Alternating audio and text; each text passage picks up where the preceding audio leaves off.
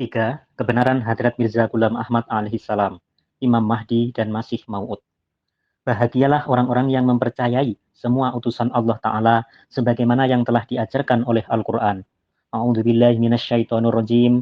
Kullun amana billahi wa malaikatihi wa kutubihi wa rusulih la nufarriqu baina ahadim mir rusulih. Artinya, semuanya beriman kepada Allah, malaikatnya, kitabnya, dan rasul-rasulnya. Mereka mengatakan, kami tidak membeda-bedakan antara seorang pun dengan yang lain di antara rasul-rasulnya. Surah Al-Baqarah ayat 286.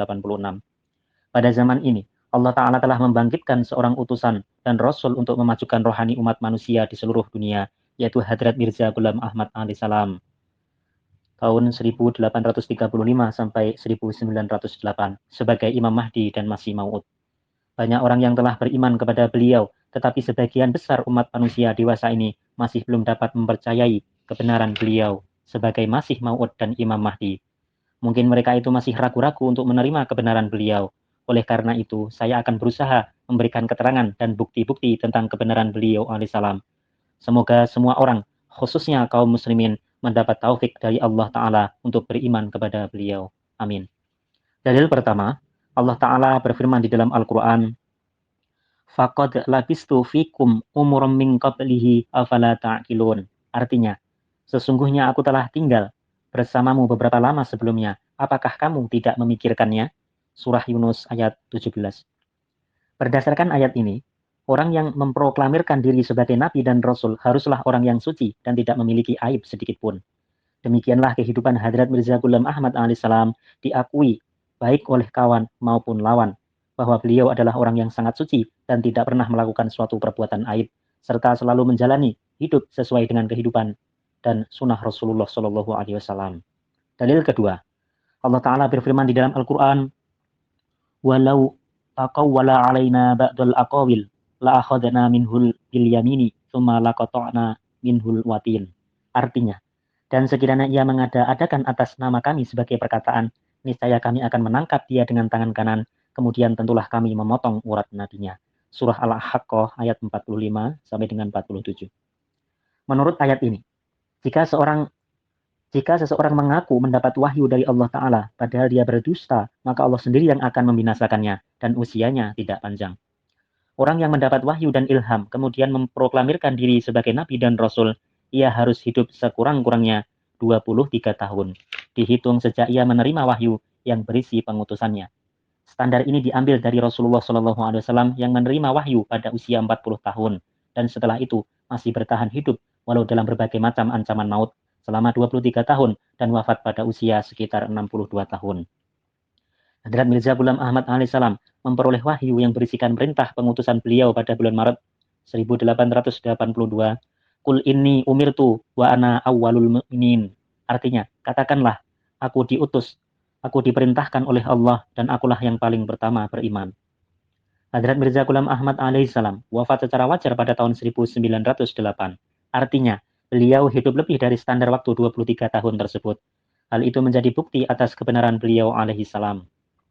Dalil ketiga, Allah Ta'ala berfirman di dalam Al-Quran, فَأَنْجَيْنَاهُ وَأَصْحَابَ السَّفِينَةِ وَجَعَلْنَاهَا آيَةً لِلْعَالَمِينَ. Artinya, kami selamatkan Nuh dan penumpang-penumpang bahtera itu, dan kami jadikan peristiwa itu pelajaran bagi seluruh umat manusia. Surah Al-Ankabut ayat 16. Pada masa Hadrat Mirza Ghulam Ahmad alaihissalam, India dilanda wabah penyakit pes.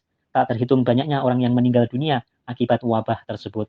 Beliau alaihissalam menerima wahyu dari Allah Ta'ala, Inni uhafidhu ulamang fiddar. Artinya, akan aku selamatkan semua orang yang ada di rumahmu. Ternyata benar, sebagaimana yang dijanjikan oleh Allah Ta'ala, semua orang yang bernaung di dalam rumah beliau dan semua orang yang beriman kepada beliau dengan tulus dan ikhlas, tidak seorang pun ada yang terserang penyakit itu. Inilah satu bukti lagi yang menggambarkan kebenaran Hadrat Mirza Ghulam Ahmad alaihissalam.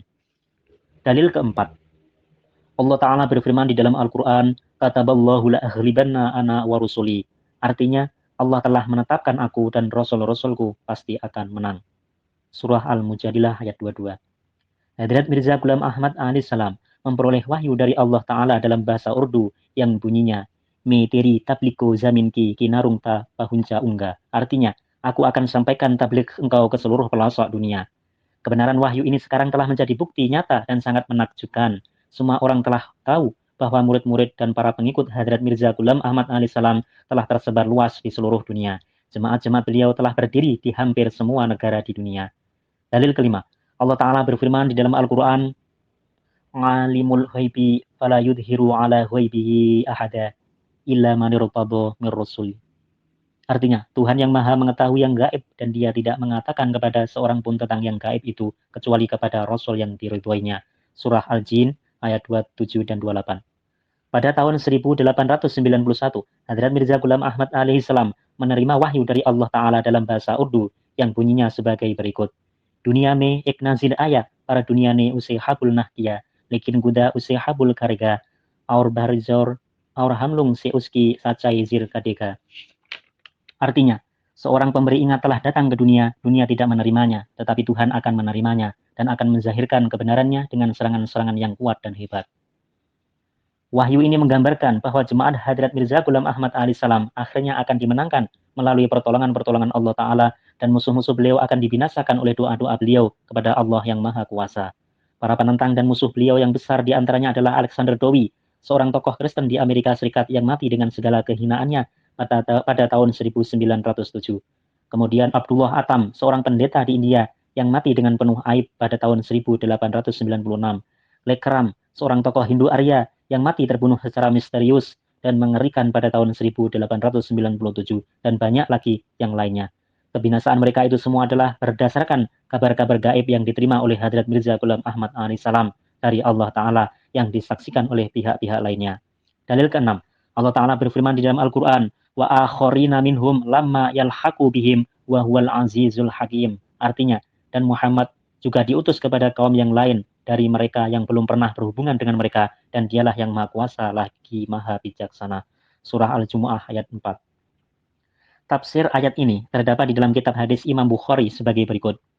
An Abi Hurairah radhiyallahu anhu qala kunna julusan indan Nabi sallallahu alaihi wasallam unzilat alaihi suratul Jum'ati wa akharina minhum qila man hum ya Rasulullah falam yuraji'hu hatta sa'ala salasa wa fina Salmanu Farisiyu wa wada'a Rasulullah sallallahu alaihi wasallam yadahu ala Salmana summa qala law kana al-imanu 'inda suraya lana lahu rijalun aw rajulun min haula'i.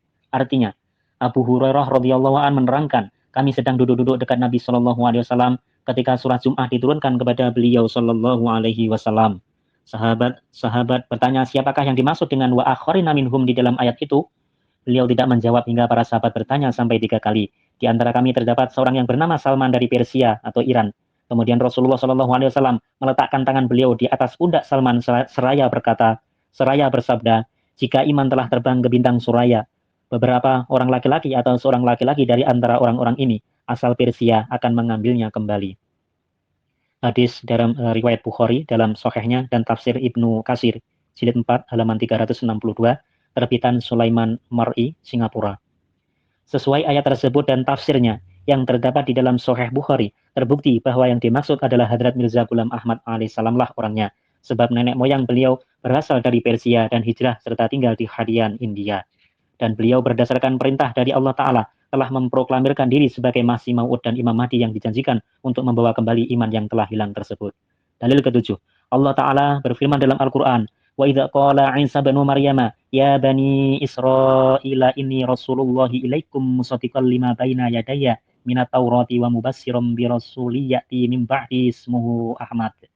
Artinya, dan ingatlah ketika Isa ibnu Maryam berkata, hai Bani Israel, sesungguhnya aku Rasul Allah yang diutus kepadamu, memenuhi apa yang ada sebelumnya, yaitu nubuatan-nubuatan dalam Taurat, dan memberi kabar suka tentang seorang Rasul yang akan datang sesudahku, yang bernama Ahmad. Surah As-Saff ayat 7. Keterangan 1. Menurut pendapat Imam Mahdi, Hadrat Mirza Ghulam Ahmad alaihissalam, dalam ayat ini, Ahmad adalah Nabi Muhammad SAW, dan sebagai masil atau bayangan adalah Masih Maud alaihissalam. Izalah Auham, Isa Dom jilid 3, halaman 463. 2. Dalam tafsir Sahih, Hadrat Khalifatul Masih kedua radhiyallahu an bersabda, di dalam ayat ini terdapat nubuatan untuk Rasul Kalim Rasulullah SAW. Di dalam ayat ini diberikan kabar mengenai beliau SAW yang uraiannya terdapat dalam ayat berikutnya. Tafsir Sahih catatan kaki di bawah ayat Ismuhu Ahmad.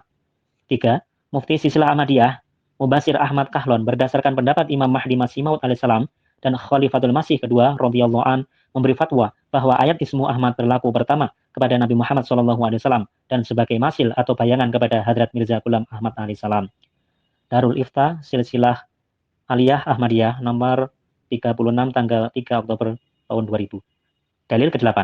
Allah Ta'ala berfirman di dalam Al-Quran, "Faman hajjaka fihi min ba'di ma ja'aka minal ilmi, faqul ta'alau nad'u abna'ana wa abna'akum wa nisa'ana wa nisa'akum wa anfusana wa anfusakum, thumma nabtahil wa naj'al la'natallahi 'alal kadzibin."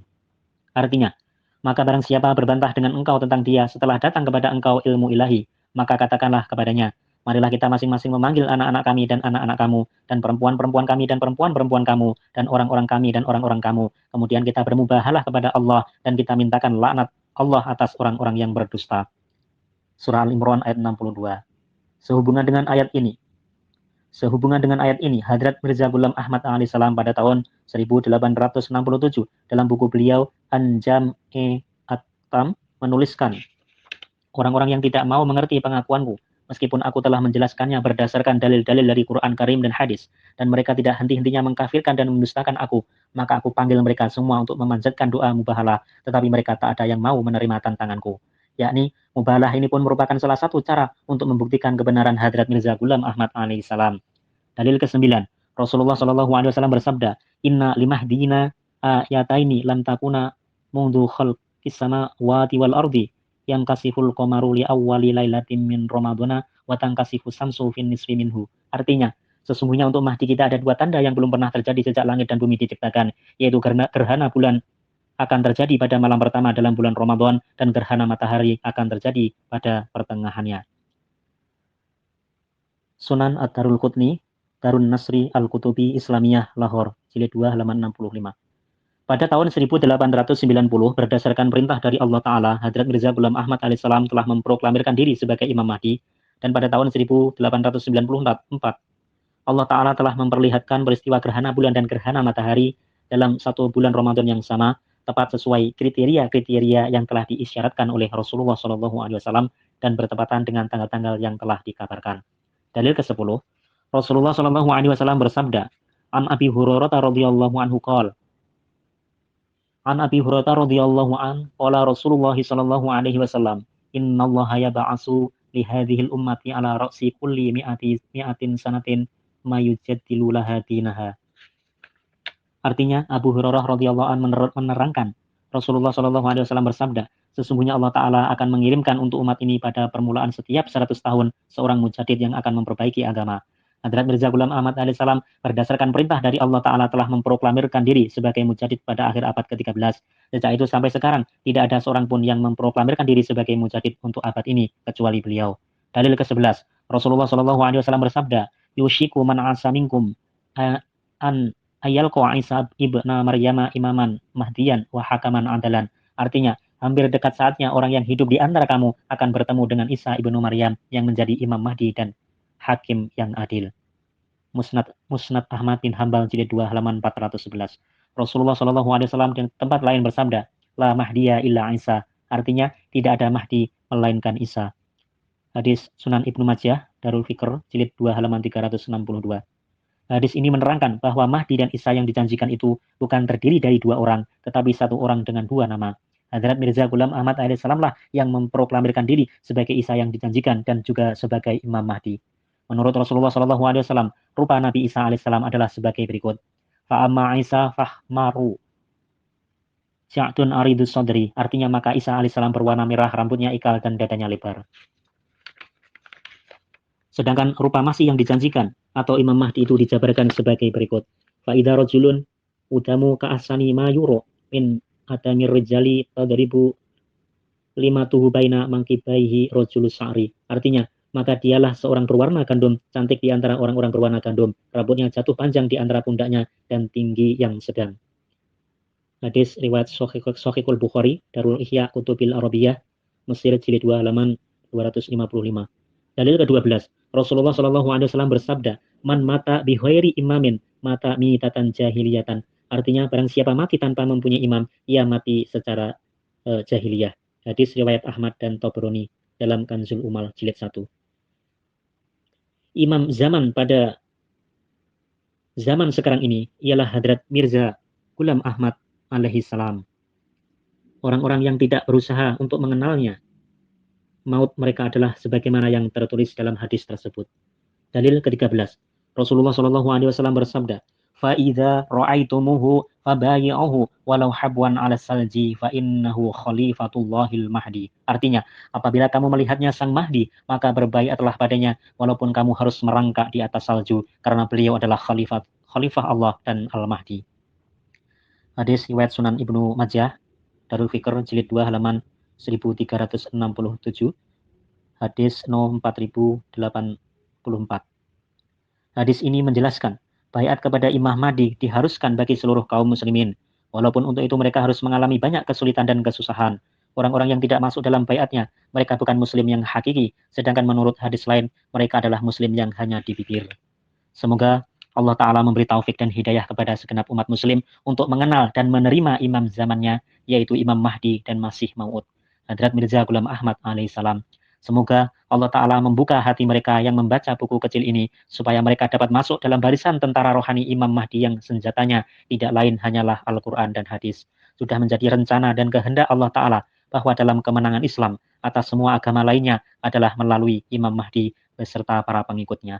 Oleh karena itu, setiap orang muslim yang benar-benar mencintai Allah dan Rasul-Nya berkewajiban memperkuat barisan itu supaya agama Islam diberi kemenangan secepatnya di seluruh dunia. Amin ya rabbal alamin.